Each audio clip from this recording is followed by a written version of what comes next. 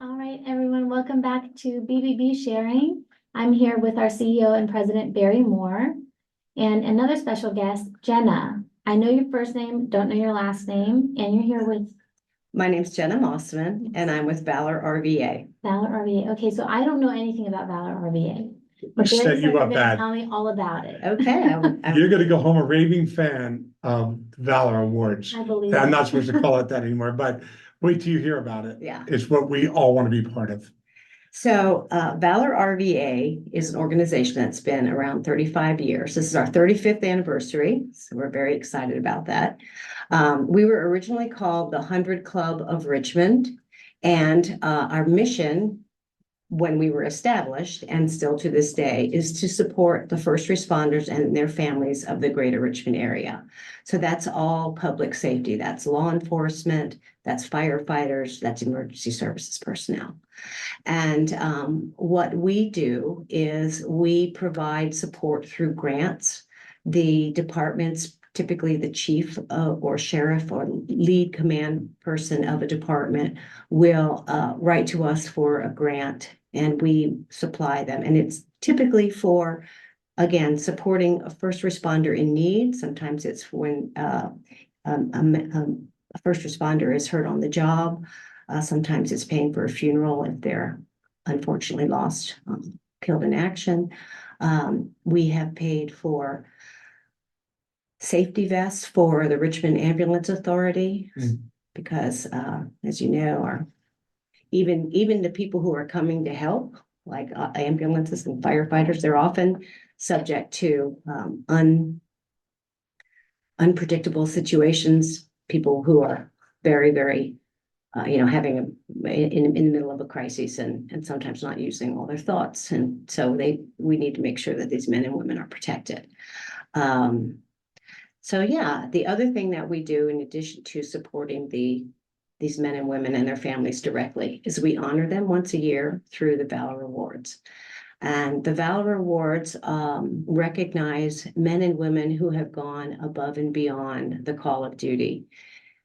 In the world of first responders, thankfully, lots of the departments will have recognition programs, and those are wonderful. People need to be, especially people who are putting their lives on the line for our community, trying to keep us safe. It's good that they are recognized and thanked. But the Valor Awards is really even a notch above that. This is people who have put themselves in physical risk and in harm's way for our community. And so that is held every year in December. It's held at the Greater Richmond Convention Center. It is supported by the business community, local organizations, local governments, and it's very well attended. There's usually 1,000 people there to thank these men and women. And because of the media coverage that we've gotten for the Valor Awards, people are familiar with that event, but they're not really familiar with Valor RVA, the organization that stands behind that event. And so for our 35th anniversary, we're trying to really get the word out about who we are and how people can support our first responders. Often the requests that we get are for a specific incident or family or first responder in need. But one of the things that we are working toward is trying to have an even greater impact. We will always help a family in need or a first responder in need. But one of the things that the first responders community struggles with right now is mental health support and mental health resources. These men and women are asked to be put in unpredictable situations, very dangerous, seeing sometimes violent and horrific situations, domestic abuse gone wrong. I mean, just so many things that they see, and it wears on them. They take that home. And so one of the things that we're trying to do is to connect our first responder community with mental health resources. It's not enough just to acknowledge it, We all, I mean, you don't need to be in this world to understand it and they be able to acknowledge it. But they need the tools to help navigate it and to deal with it and to strengthen themselves so that they can strengthen their family and then be able to serve our community. So this year, well, actually last year in 2023, we had our largest grant award. We partnered with Boulder Crest Foundation, which is an organization in Bluemont, Virginia, that was started to help veterans with post-traumatic stress growth. And they purposefully use that word growth as opposed to disorder, because disorder is a label that people then have to wear like a chain, whereas growth is recognizing the trauma, but helping them to have hope beyond it. So this organization started with vets, but they quickly realized that a lot of the issues that the vets were dealing with were also issues that first responders deal with. And so they've come up with a program called Struggle Well. And Valor RVA partnered with Boulder Crest in 2023 to offer the Struggle Well training programs to first responders. Our goal was to offer it to 250 first responders. But we actually hit 415. Yes. So we're really, really excited about that. So we were really thrilled with the ability to extend that reach. And for this year, again, part of our commitment to this community, but also trying to make the biggest impact, we are holding a post-traumatic growth leadership workshop here at the BBB. Using your all's meeting space. We chose to meet here because this is a nice neutral place. It's doesn't belong to the city of Richmond. It doesn't belong to Henrico County. It doesn't belong to Chesterfield. It is a neutral organization that serves our community. And so all of the leaders will be coming here and being on equal footing, so to speak. Right. Out of their safe space. Yeah. This is a everybody gets to walk in the door on equal footing. And this is owned by the BBB, nonprofit I was telling you, 1912. We work for every consumer. That's what we do. The consumer doesn't fund us at all. The government doesn't fund us. Who funds us are businesses that raise their hand and say, I start with trust. You measure me on that, Mr. BBB, Miss BBB. And that's what we do. And I think it's gonna be great to have you guys here. And then, Evie never went to your breakfast. She never attended. And I was telling a story before. I remember walking with Nancy, and Nancy Thomas is at In Unison. And I remember walking the facility maybe in 2012, and saying this should be a lot bigger. This is my first time, and it was amazing. And Brian Corden and Paul Carnes, I mentioned a couple of my friends that used to talk about the Hunter Club and talk about the Valor Awards, Dennis Prophet. I know Carl Leonard goes. Carl went with me one time. We bought a table and he sat with me. C.T. Woody's gone. He's not the sheriff anymore, but he attended. State troopers are there. It's an incredible event.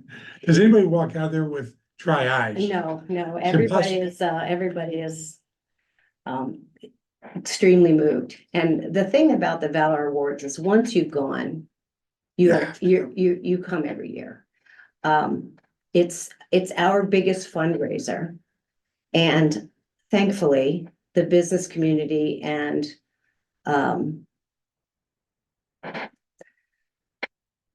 even the local community organizations, they step up every year to help us put this on. The funds that we make through the Valor Awards, obviously they put the event on itself. And again, it's a big event, 1,000 people. Every first responder being honored and their family comes our guest, and any other first responder who just wants to come and be recognized and be supported, or to recognize their fellow employee who's being honored. they all come as our guest. So part of the fundraising and the sponsorship enables that to happen and enables us to say, you all come, this is for you. And we don't want you to have to worry about, do you have $50 for a ticket? We want you to come. Right. But the other thing that the fundraising does is it provides the foundation for our grants. So we can pay for people's funerals when they need it. So we can pay for this mental health training so that we can give to the communities so that they have the resources they need to be whole and be healthy and to then continue to serve our community. We ask so much for these men and women. We ask so much of them. We just dial 911 and we expect somebody to show up and to take care of it. And they have no idea what they're walking into. They have no idea if the person that is armed. They have no idea if the person is mentally ill. They have no idea if the person is on some kind of psychedelic drug. Right. So they have to just walk into the dangerous situations Right. and serve us. And not every situation is like that. We all see the stories where the policeman pulls over and helps somebody change a tire. They do all kinds of things for us. The fire department goes out and helps with fire safety and teaching people about the importance of smoke detectors. And, the emergency services people teach CPR classes. They do lots of things for our community. But when it gets ugly, they're just expected to walk in and deal with it. It's their job. It's their job. It's like, And one thing that makes the first responders different from veterans, and Barry, I was just telling you guys, I'm a military daughter, I'm a military wife, and I'm a military mother. that's an incredible service. Yeah. It is. But I'll tell you one thing, the military mother is the hardest. I would think the spouse would be, but I understand what you're trying to say. Yeah, I think as Yeah. a mom, it's a different I thing, get but it. Oh, happy Mother's Day then. well, thank you, Yes, thank you, yeah. but I digress. What I was going to say is the men and women who serve in our armed forces are also asked to do our heroic jobs for us. But one thing that's different from them is they typically leave home to serve and come back. The first responders have to do this work in their own community, and they don't get to walk away from it. They don't, when they take the uniform off and they go to the grocery store, they're still recognized. Yeah. They're still asked about things. They know they might be going to respond to a 911 call at a neighbor's or a friend's home. So it's with them all the time. Yeah. And they really need our support and our gratitude. I think it starts with an understanding. I think that's what you bring to light at that breakfast. So I hope someday, because you're gonna outgrow that room, God willing, and I could see a two shift breakfast, maybe a breakfast and a brunch. We could just keep recognizing people and just raising money because it's that good. And you have any questions, Evie, for it?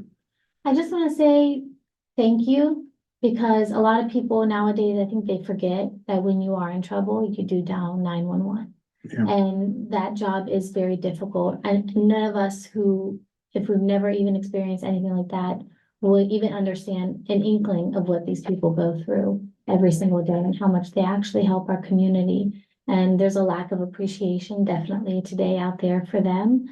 So it's nice knowing that there's an organization like yours that makes sure that they're recognized and taken care of the way that they need to be. That's a great point. And I want you to know, Jenna, moving forward, now that I understand a lot more of what you're doing and supporting you and your program, that's so important. I want you to use our facility. If it's available, I want you to use it. I want you to utilize the space with us, and we'll make arrangements. The date's open, it's yours. And let's grow this. Let's get the word out together and let's really shout it. And I hope this helps. So thank you very much. Thank you. And Evie's got a good close always. Thank you for joining us, Jenna. Thank you for all the information. I knew nothing and you taught me a lot, so thank you. Yes. Barry, thank you again for joining me on the podcast. Everyone, thank you for listening to BBB Sharing. Make sure to follow us on YouTube, BBB Central VA, and Spotify, BBB Sharing, and of course on social media as well, Instagram, Facebook, and LinkedIn. I think you got them all. Thank you.